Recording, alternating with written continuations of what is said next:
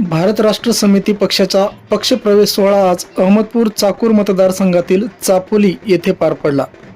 दिवसेंदिवस भारत राष्ट्र समिती पक्षाकडे या मतदारसंघातील मतदार आता केसीआर यांच्या पक्षाला बळकटी देत असून शेतकरी, शेतमजूर व सर्वसामान्य जनता BRS पक्षाला आपली पसंती दर्शवित असल्याचे चित्र आता अहमदपूर चाकूर मतदारसंघात पाहावयास मिळत आहे.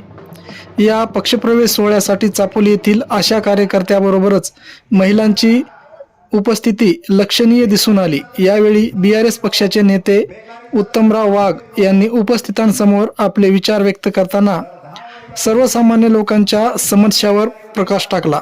27% आहे.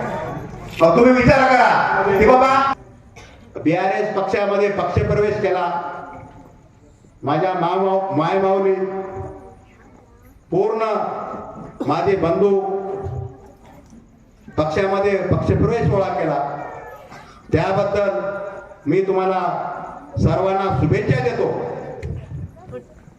आणि आपकी बार किसान सरकार, आपकी बार गरीब आमदार.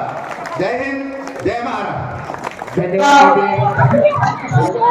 माधव बेटकर, अमर कांबळे, नितीन कांबळे, सुशील सुरेशी, अमर पवार, विठ्ठल पवार, देवानंद.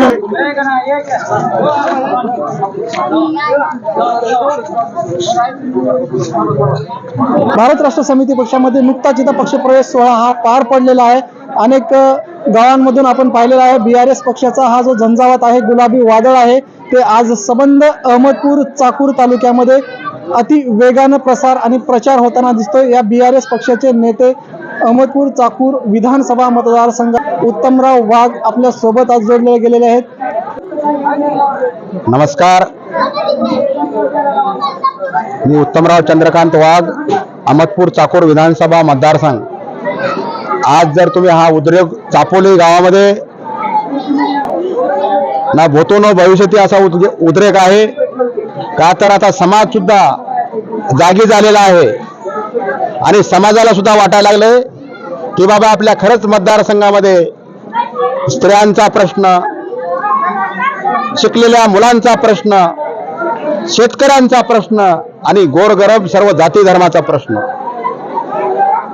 त्यांना कोण चुकलंय की गेले 75 वर्षामध्ये आपल्या मतदारसंघामध्ये काहीच नाही.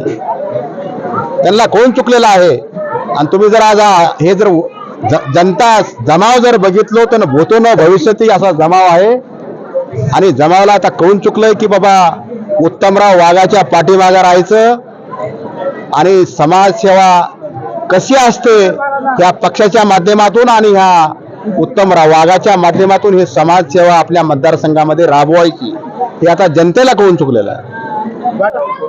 निवडणूक 2024 या मतदारसंघामध्ये नावातच वाघ आहे आणि वाघच उभारलेला आहे. आता या लोकांच्या पायाखालची वाळू सरकलेली आहे. एकच वाघ फिरायला तर ही येणे झाले. वाघाच्या मागे किती जनता आहे हे आणखी कोणाला कळलेलं नाही. आता ही समुदायाची बघता याच्यापेक्षा 4 पट समुदाय आणखी वाढण्याची शक्यता आहे. अरे काय विकास केला तुम्ही? तुम्हाला काय बोलून मतदान मागण्याचा अधिकार आहे? मतदारसंघात 2 मतदारसंघात काहीच विकास झालेला नाही. आता येणाऱ्या काळात आपल्या मतदारसंघात वाघ साहेबाशिवाय कोणीच विकास करणार नाही हे हमी देतो. जय महाराष्ट्र. आपण पाहतो येणारा काळ हा नक्कीच काहीतरी नवं घेऊन येणार आहे आणि वाघ साहेबासारखं सामाजिक नेतृत्व, जनतेच्या प्रत्येक समस्येला, अडचणीला सामोरे जायचं आणि प्रत्येकाच्या समस्येचं निराकरण करायचं हे ध्येय वाघ साहेबांनी ठेवलंय. आणि समाजात जाऊन लोकांसोबत मिळून मिसळून काम करण्याचं काम वाघ साहेब करत आहेत. म्हणून जनता वाघ साहेबासोबत आहे हे आपण सगळेजण पाहतो. खरं तर या राजकारण्याने जे आपल्या मतदारसंघाचं वाटोळं केलंय, कुठली बेसिक सुविधा नाही, रोजगार नाही, शेतकऱ्याला भाव नाही आणि याच्यासाठी बोलायला सुद्धा ते लोकात येत नाहीत. म्हणून या ठिकाणी आम्ही युवा कार्यकर्ते असतील किंवा चापोलीतले बहुतांश लोक, महिला सुद्धा आपण पाहिलं की वाघ साहेबासारखं नेतृत्व अहमदपूर आणि चाकूर विधानसभा मतदारसंघाला मिळालं पाहिजे याच्यासाठी आम्ही अहोरात्र झटत आहेत. आणि यापुढे आणि हे खरं तर परिवर्तनाची नांदी आहे आणि पुढचा आमदार 2024चा उत्तमरावजी वाघ साहेब असतील या ठिकाणी एवढंच मी सांगतो. आणि भारत राष्ट्र समितीमध्ये चापोलीमध्ये हा पक्षप्रवेश सोहळा संपन्न झाला. आजी आणि माजी आमदार आणि भाजपचे आमदार या तिन्हीला सोडा आणि उत्तमराजे वाघ साहेब यांनाच विजयी करा ही विनंती तुम्हाला मी सर्वसामान्य शेतकरीच एक कुटुंबातील एक मुलगा म्हणून तुम्हाला एक विनंती करणार आहे. येणारा काळ 2024ला उत्तमराव वाघ साहेब आमदार झाल्याशिवाय राहणार नाही त्याची खात्री आम्ही चापोलीवासियांच्या वतीने मी देतो.